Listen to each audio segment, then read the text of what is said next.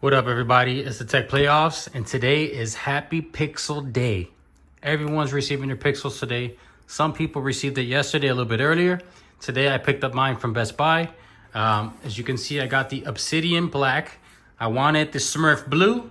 They didn't have it. I didn't want to wait for it, so I got this one. And then it came with the free Pixel Watch 2. So I'm hoping this one's supposed to be a lot better in battery life. We'll test that out. I just want to do a quick unboxing for you guys so you can see what comes in the box. So I'm going to move that to the side. Just take it out real quick.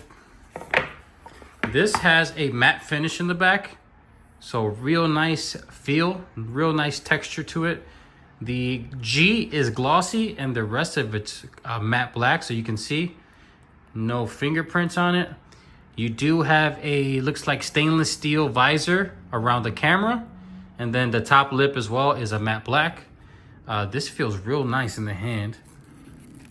You have the stainless steel side borders, which give you that nice glossy look.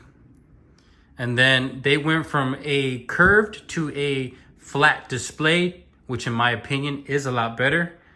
It's better in the hand and you don't have any accidental touches. And it just feels nice. It feels nicer.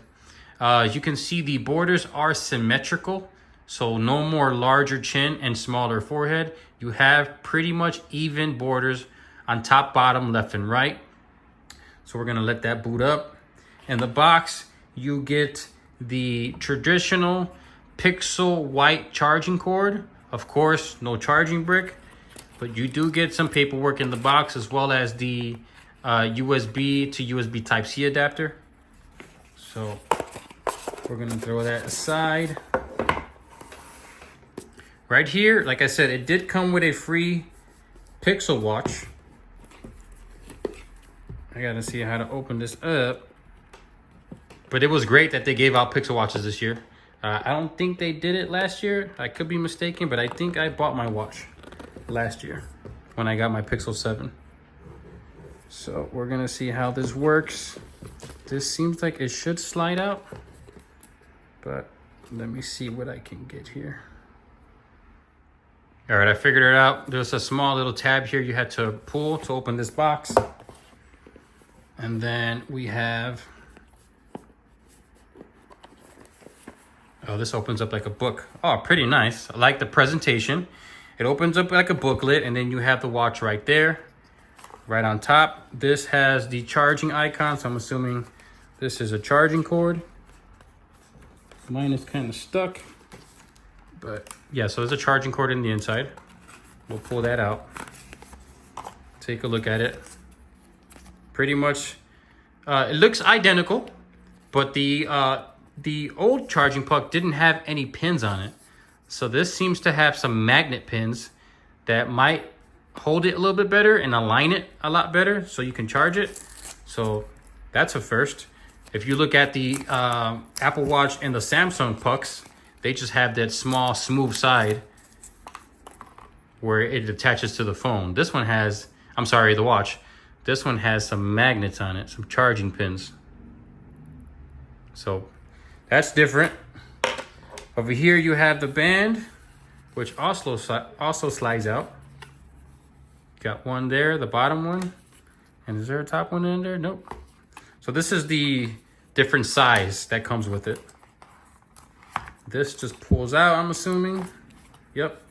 So you got a band already on it. This is just the larger band or the smaller one.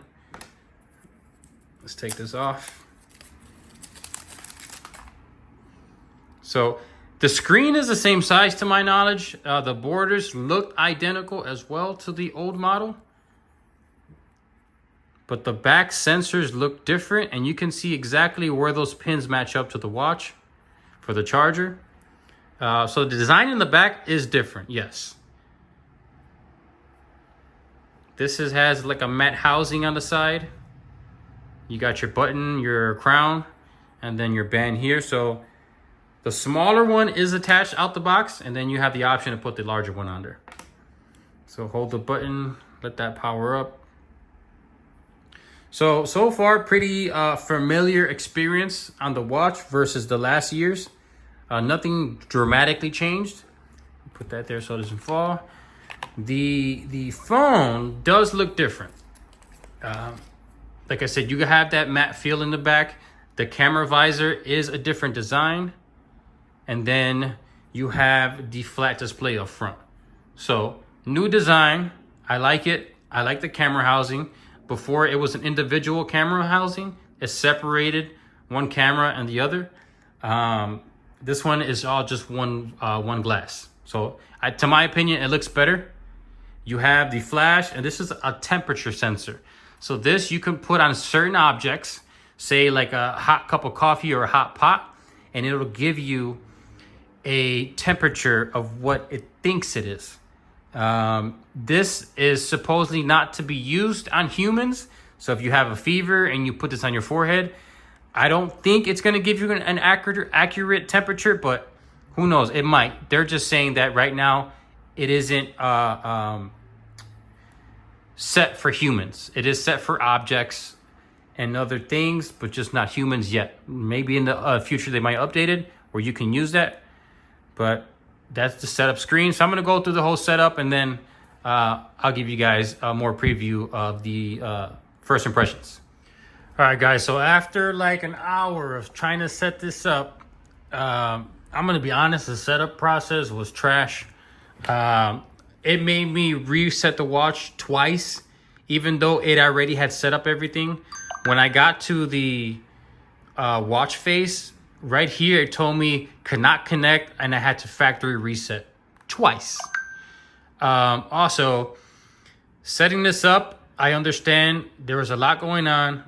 Software updates running in the background. The apps are updating. Also, there was an update for the watch. But the phone got warm, not too hot to the touch where I couldn't hold it. It did get warm. Don't get me wrong, that's normal. The watch got warm as well, and it didn't function. It was frozen. I had to reset it. Every time I touched it, it took a couple seconds just to react to my touch. The wallet wouldn't add any cards to any of my phones or the watch. I kept saying error, error, error. RCS messaging took forever.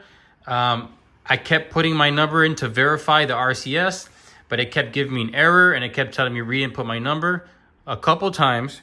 So updating this, setting it up was a pain. Right now it's working. RCS is working. It's running pretty smooth. The update's finished on both devices. It's no longer warm. It's pretty cool to the touch. You can see that's my lock screen. I got everything set up. eSIM transferred really quick as well. But I ran into a lot of issues. Right now, like I said, it's working, so I'm not going to complain too much. But it was a hassle to get everything working. So I'm going to run this. I'm going to test it. I'm going to put it through its paces, take pictures, take videos. And I also have to go through the watch and finish setting this up. But of course, if you guys have any questions or concerns, shoot a comment down below and I'll get to it as soon as I can. I'm going to put this down so I don't scratch it. I don't have a screen protector on it right now. But right now, the phone is running good. I just had to get through that hurdle of the setup. Watch is going good too. I'm receiving all my notifications right away. So if you guys have any comments or questions or concerns, shoot it down below and I'll answer it as soon as I can. But as always, guys, if you don't mind subscribing, that helps me out a lot to continue making these videos. And we're going to get to it, man. I'm going to make more content. Let me know what you guys want to see on the next video. For right now, like I said, I'm going to put it through its paces, and then we'll continue on the next video of what are my experiences using the Pixel 8 Pro. As always, guys, thank you for watching the videos, and have a blessed day. Peace.